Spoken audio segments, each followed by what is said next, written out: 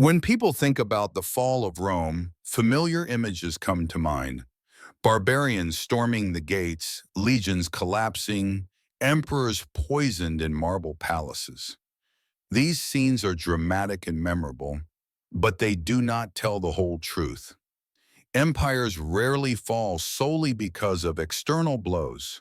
More often, they collapse because they rot from within. And among the forces that accelerate this internal decay, money is almost always near the top. Rome did not fall only because of invasions or moral decline. It fell because its monetary system collapsed. This story remains deeply relevant for every modern economy that believes it can manipulate money and escape the consequences. For centuries, the backbone of the Roman economy was the silver denarius, first minted around 201 BC. It was nearly pure silver and trusted across the empire. Soldiers were paid with it, merchants demanded it, and ordinary people stored their savings in it. The denarius was more than a medium of exchange. It was trust made tangible. As long as Rome was strong, its money was strong because people believed in Rome itself. But sustaining a vast empire was enormously expensive. Armies had to be paid, roads and aqueducts maintained, borders defended, and wars financed. By the 2nd century AD, Rome faced mounting pressure.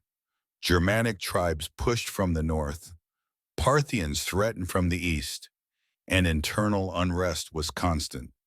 Tax revenues could no longer keep pace with military spending. Raising taxes risked rebellion, so emperors turned to an easier and more dangerous solution: debasing the currency. The silver content of the denarius was gradually reduced. Under Augustus, it contained about 95% silver. By the early 3rd century, under Caracalla, this fell to around 50%. By the middle of the century, during the reign of Gallienus, it dropped below 5%. What had once been a solid silver coin became little more than a bronze disc coated with a thin layer of silver. People noticed immediately. They could see it, feel it, and weigh it. Inflation followed naturally. When money is no longer anchored to real value, prices rise. Wheat that once cost a single denarius now required dozens. This was not an abstract economic theory. It struck directly at people's tables, livelihoods, and sense of security. Soldiers demanded higher pay just to survive. Merchants refused debased coins and turned to barter or gold. Local economies reverted to direct exchange as trust in money disappeared. As confidence collapsed, the state minted even more coins, believing quantity could replace value. History shows this cycle always ends the same way. The crisis reached its peak during the crisis of the 3rd century, AD 235 to 284. Rome endured decades of invasions, plagues, civil wars, and economic breakdown. Emperors rose and fell rapidly, sometimes ruling for only months. Beneath the political chaos lay a financial collapse. Taxes were demanded in worthless money, farmers abandoned their land, and trade networks disintegrated. The state resorted to desperate measures such as price controls, forced labor, and coercion. None of it worked. In AD 301, Emperor Diocletian issued the Edict on Maximum Prices, fixing prices for thousands of goods and services and threatening violators with death. But no law can restore value to broken money. Black markets flourished, and official trade nearly vanished. People learned a harsh truth: laws cannot make bad money good. Eventually, the denarius was abandoned.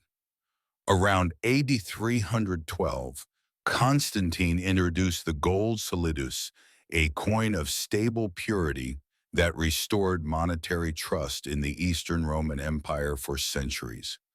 But for the Western Roman Empire, it was too late. The economic core had been hollowed out. Armies could no longer be reliably funded, trade no longer functioned, and trust had evaporated. Rome did not fall in a single dramatic moment. It unraveled slowly and painfully, and the collapse of its currency was one of the sharpest threads in that unraveling. The lesson for today is clear. When money collapses, states collapse with it. Rome believed it could fool its people with coins that looked the same but contained less real value. Modern governments believe they can do the same through money printing, interest rate manipulation, and inflation. The methods change, the result does not. The cost is always paid by the public. Inflation is not an accident. It is a choice, a silent tax. Rome's currency crisis is not just ancient history, it is a living warning. Financial systems crack slowly, then collapse all at once. The barbarians may reach the gates, but the real destruction always begins inside the treasury.